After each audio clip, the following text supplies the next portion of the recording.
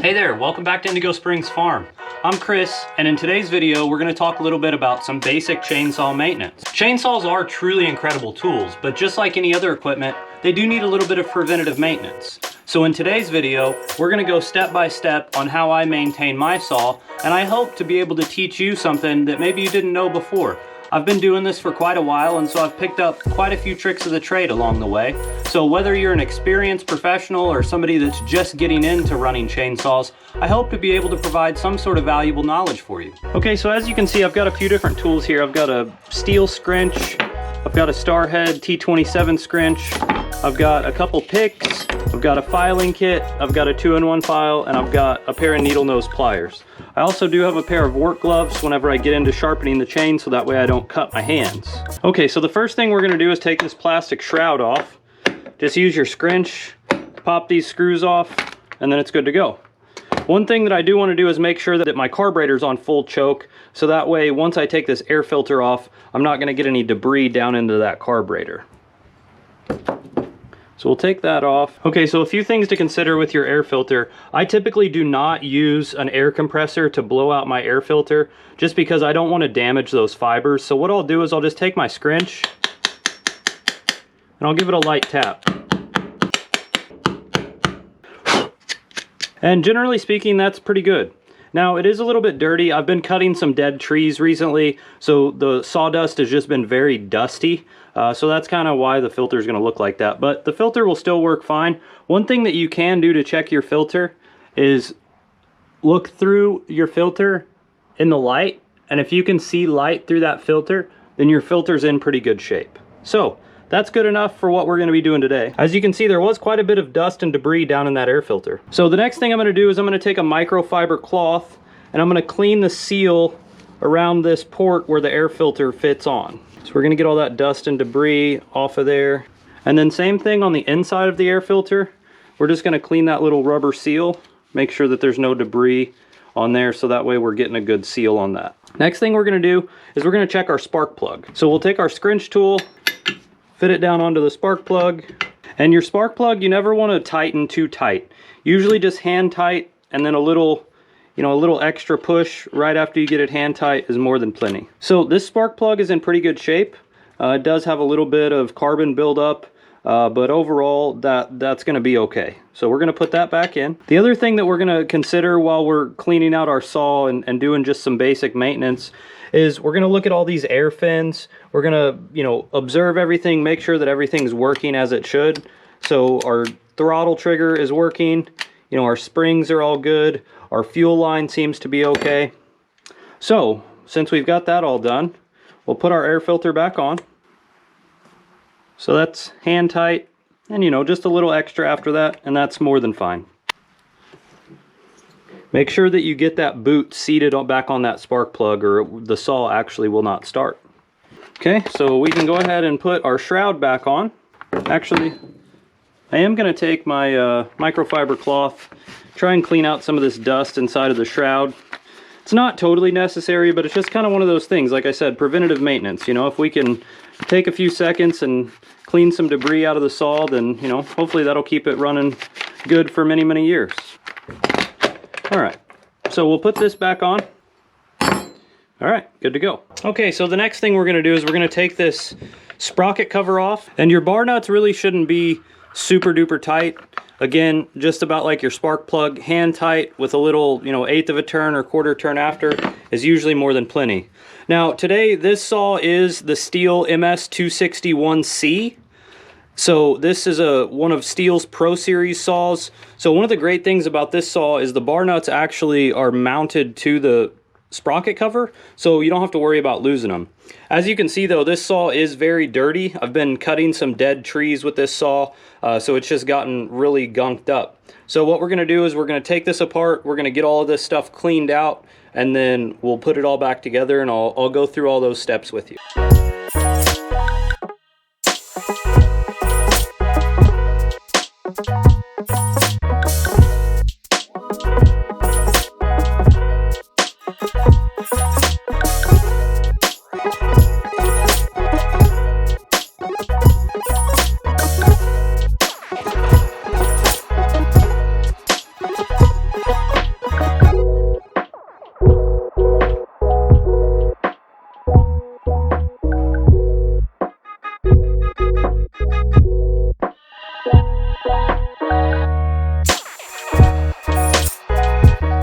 Okay, so now that we have the majority of the debris out of the saw, we're just gonna clean up real quick, kind of get this stuff out of the way so that way we're not making a bigger mess.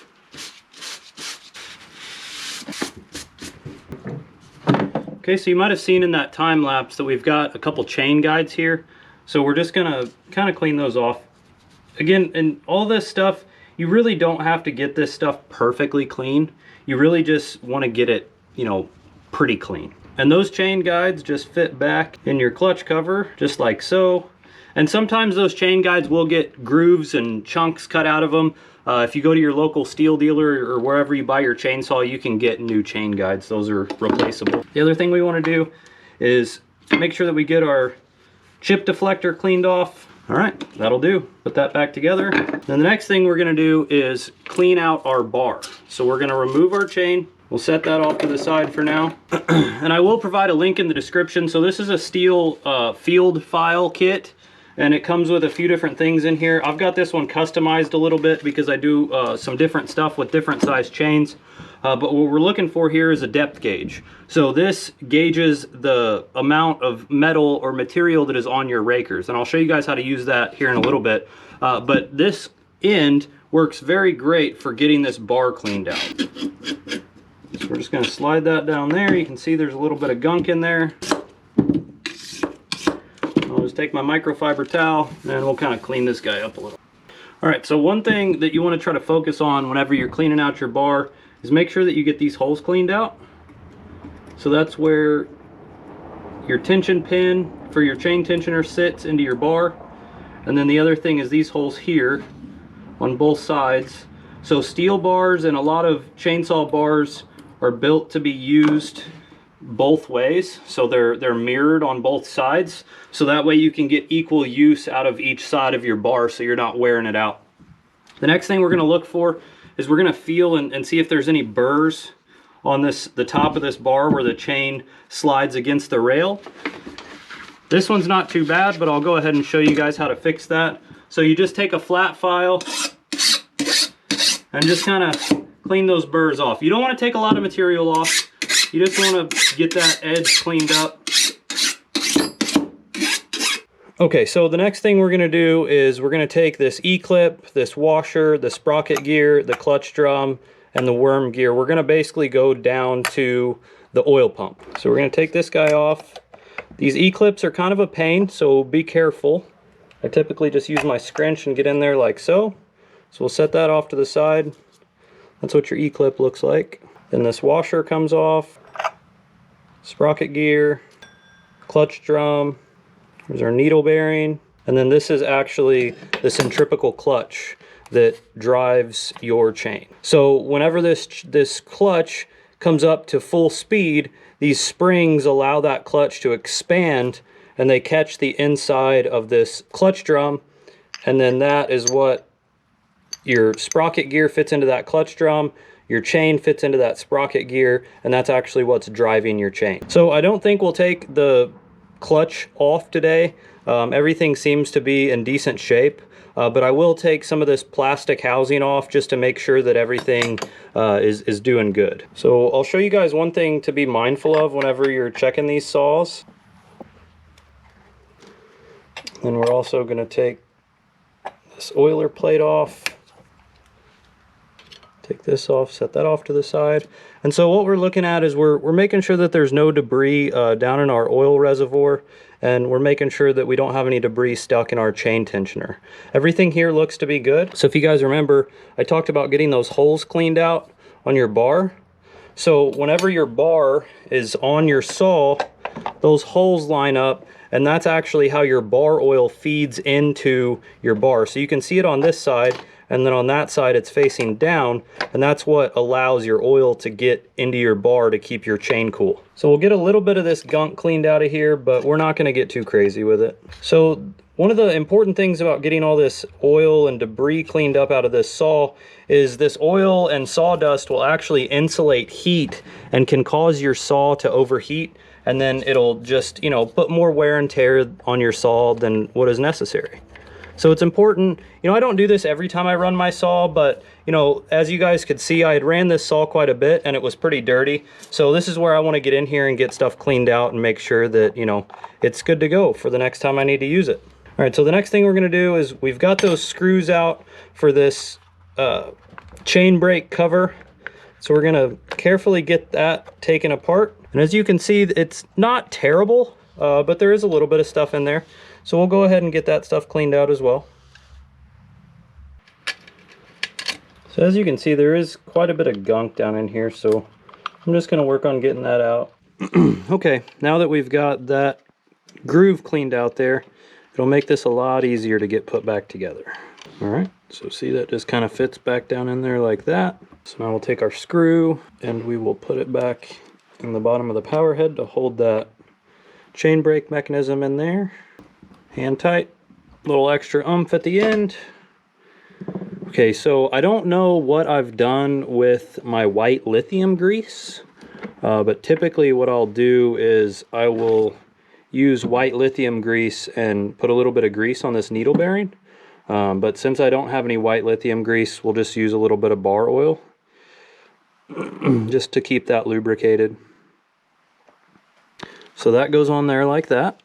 So I usually put my needle bearing back on there so that way, you know, since it's a small part, it doesn't get lost. So we'll take that cover, that plastic cover, put it back on. A quick public service announcement. If you didn't know, if you like this video, I can potentially buy more chainsaws. So give us a like down below if you don't care. And hey, if there's anything that I don't cover in this video that you'd like to know more about, feel free to comment. Ask me questions in the comments. I really like to teach people about this stuff, so, and I'm sure that there's probably going to be something that I missed or maybe a question that you have that I didn't cover. So if you've got anything like that, feel free to leave it down in the comments. And don't forget to subscribe to the channel. If you like this sort of content, give us a subscribe. We'd appreciate it. All right, so that's all back together. So now with our clutch drum, that's going to be the next part that goes back on the saw. So we're going to clean that clutch drum out and just give it a quick wipe on the inside. You know, it likes to get carbon and stuff built up in there, so, you know, just give that a quick little clean. Again, this is all preventative maintenance, so, you know, you don't necessarily have to do this stuff, but it's definitely good for your saw. So with Steel brand chainsaws, I'm not sure about the other chainsaws, you know, Husqvarna, Echo, things like that. I don't really mess with those saws too much, so I'm really not sure. But if you notice, there's a little notch here, and underneath your clutch, there is what's called a worm gear. And so that notch needs to fit on your worm gear, and that's actually what drives your oil pump. And so you can kind of hear that click. If it doesn't seat all the way, then you're not on your worm gear. So just something to keep in mind. So then we've got our sprocket gear. So you want to make sure that that goes steel side out. Then you've got your washer, and I just wiped those off with a microfiber cloth before I put them back on. Okay, and to get that E-clip back on, you're going to take the inside edge of your scrinch and the outside edge of your E-clip and kind of marry those together. Should be able to just pop it right back in there. So on that E-clip, you want that E-clip to be able to move if you move it, but you don't want it to spin freely. If it spins freely, then it's worn out and you need to get it replaced. Okay, so the next step is going to be to put our bar and chain back on. So we're going to put that back on like so. Make sure that we get those drive teeth into the sprocket gear, and then make sure you get your tension pin into that hole there. And now we're going to put our clutch and sprocket cover back on. I'm going to show you guys a little trick that somebody taught me. Alright, so this is how I do it. Alright, so I like to start with my chain nice and loose, so that way I can visualize how tight it's getting. So I bring that chain to where these drive links, these connection links are just kissing the bottom of the bar. And then I'll do about another quarter turn. Tighten up those bar nuts. And so the reason that I'm holding it like this, it leaves me with one hand free, but it's also putting that upward pressure on the bar that we want.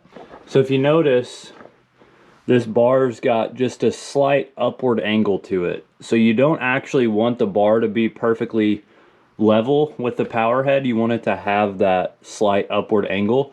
That's how the saw's designed to run. And that keeps your bar and chain from getting down into the dirt and debris while you're cutting. Hey, so if you enjoyed this content, please subscribe to our channel and like this video. That gives me an idea of what sort of content people are enjoying. And if I didn't cover anything in this video that maybe you want to know more about, leave me a comment. Let me know what you think. I'd love to hear from you. I'd love to hear your opinion and any other questions that you may have. That helps me get better at this. So, thank you. I appreciate your time. I appreciate your willingness to learn. And be safe out there, okay?